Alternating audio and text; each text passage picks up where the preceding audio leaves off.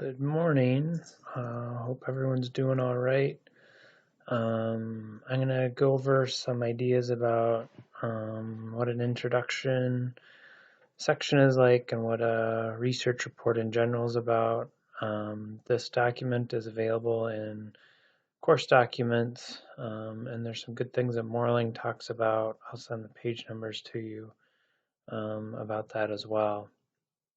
Um, uh, in a research report, there's a traditional format that allows for consumers of your research to be able to process why you're doing the research, how it fits in with previous research, what exactly you did, and what exactly you found, and what to do with that. One way to think about it is like an hourglass model or a martini glass or bird bath, however you want to do it. And the idea is, in terms of structure, you're going to start broadly because you want to introduce to the reader, and as a consumer, you want to know, why is this important? And so as you look at some of the research articles you have, you'll notice there's some different ways that people do this. Some have kind of scare statistics. Some are more of, oh, well, here's what a big trend in the research is. We need to investigate this more. But what you're finding in the needs paragraph is, why does this matter? Broadly in the introduction, you're setting up a story. You're setting up a story that lays out what is going on. What do we need to pay attention to? And as the scientist, to sprinkle in some analysis about, are there things we need to pay attention to because these were surveys or because these were lab experiments? What's important about those? What do we have to be careful about with those? And so what we're setting up is an argument. So think about this in terms of what you're setting up an argument for a potential donor to give you $5,000 to do this study. I wish we had that. Sorry, we don't. But what would to give $5,000 to do this study? And so you have to set it up and really couch it in previous research that people have been done that's both better and worse.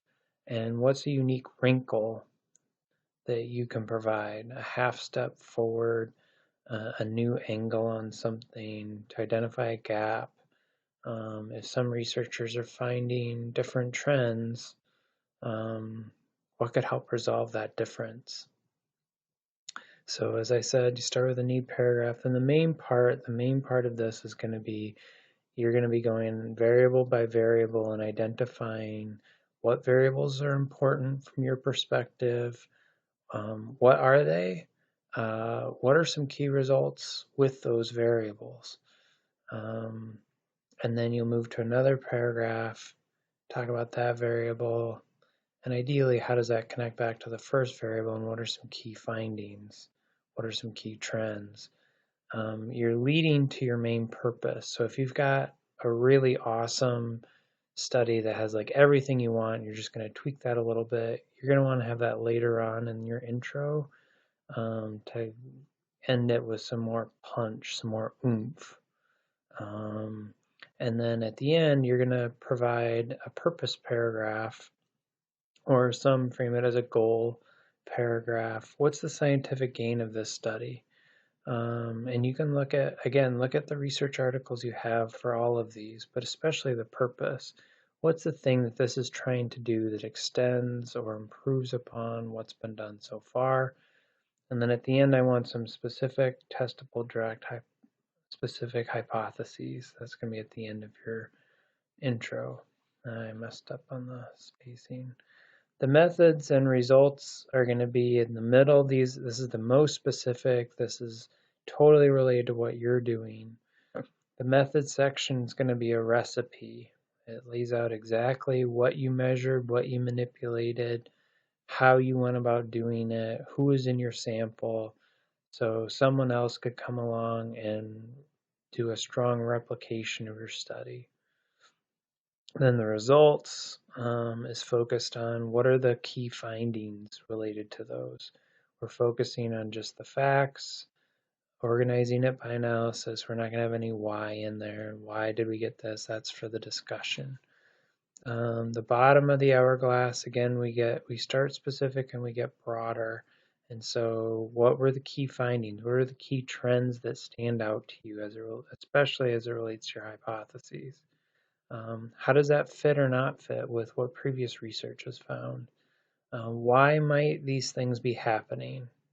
Then move into limitations. What do we need to be careful about in interpreting these findings? And then you go big picture. What are the next steps that you would recommend in this area? What are the next big questions you have?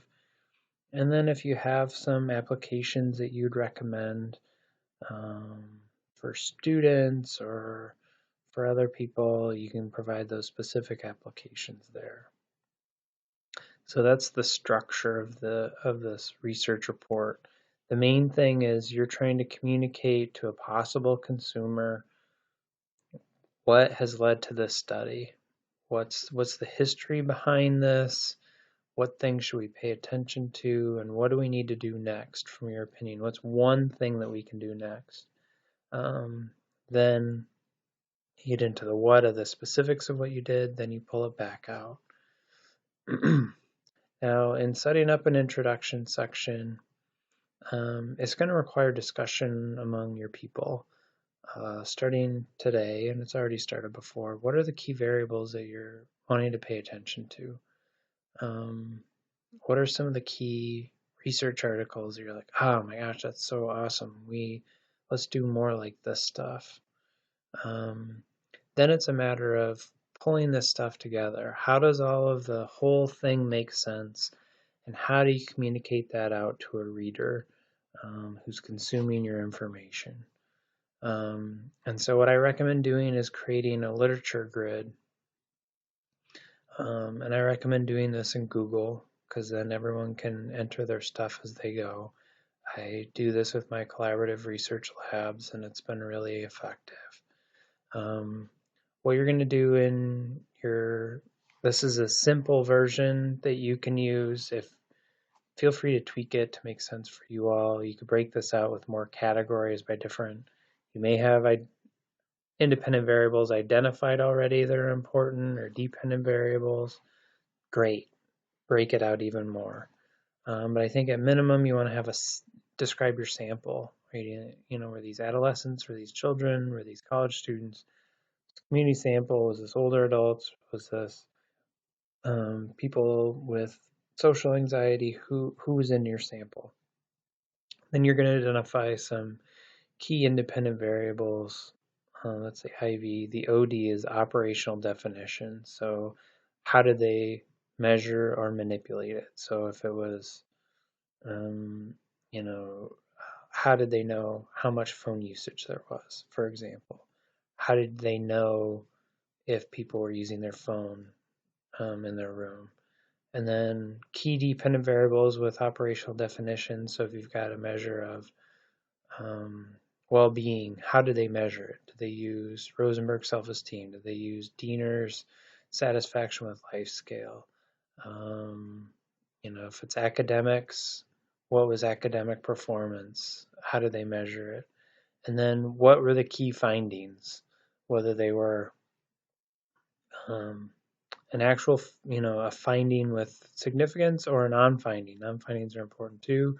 And then provide that citation, authors, last names, year of publication. And this just gives you a summary of some of the things going on as it comes in, instead of having to go back and forth between the article and what you're writing, everyone can see it. And this makes it easier to see the big trends. Where are we seeing similarities? Where are we seeing, oh, they found this, but they found this? You can sort that out more easily. Then, when it comes to writing the intro, again, the intro is going to be an argument, focusing on articles of support, not just a list of a paragraph for each study. Oh, this person did this, then this person did this. You're organizing the ideas, you're setting forth what are the trends going on is your focus. So the first thing is the need paragraph. So again, look at your articles you have, find some good summary statistics.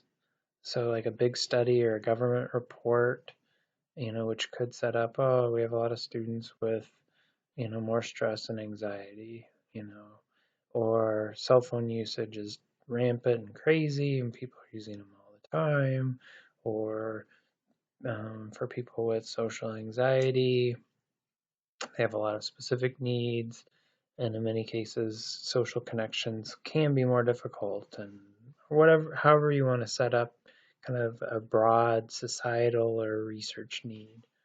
Then what you're going to do is you're going to go kind of variable by variable, where you have a strong topic sentence and you introduce what the variable is.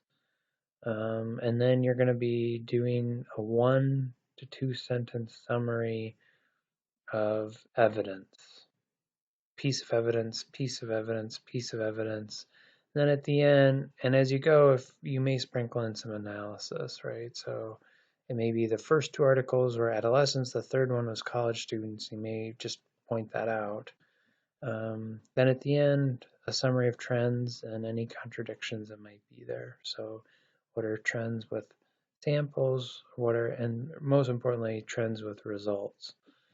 And that should come directly from here, right? So you should be able to pull out, information from here, key findings here, and you can just pull them right out into this kind of stuff.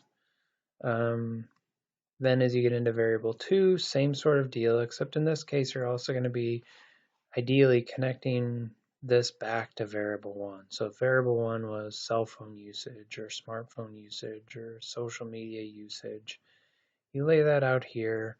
And then if variable 2 is, I don't know, well-being, you're going to say what it is, and then you're going to be working to connect that back to this variable.